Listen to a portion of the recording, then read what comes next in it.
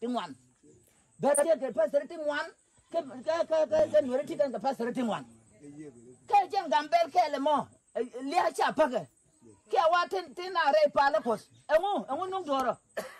michi pastor nure tikan jena bu biga re bar michi pastor bar biga bana biga bo re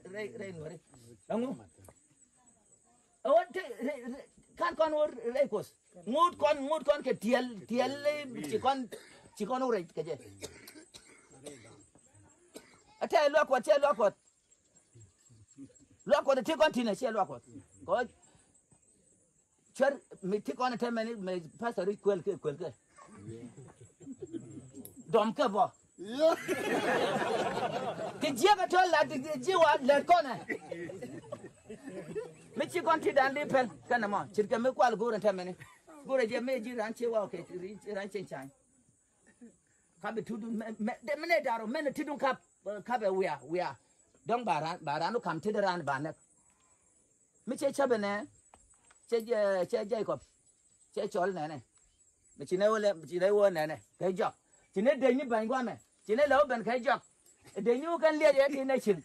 banga ke chine chule bala pal chi ga thol mai ken chi ga ben yu la pal weird ka chai ni chi ga ben ayo ka che ga kunyal min no ga ga mala be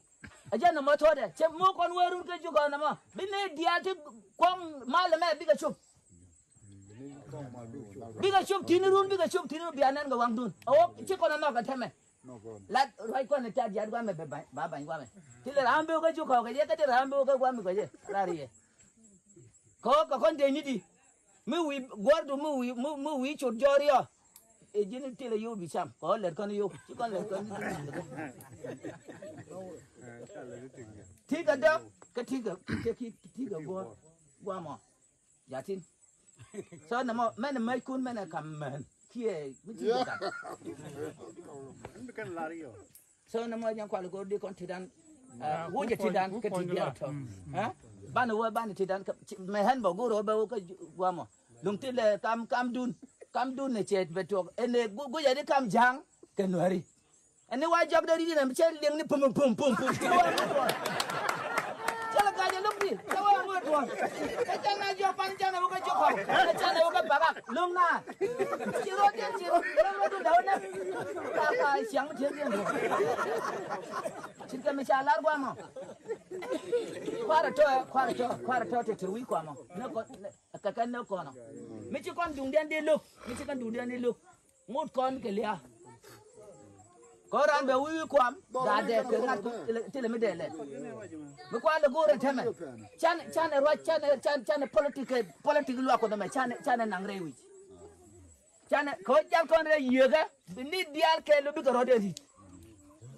chan ma ba ga yor fin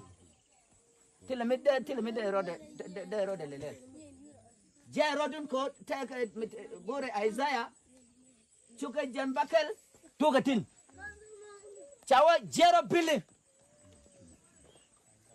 what more mi ci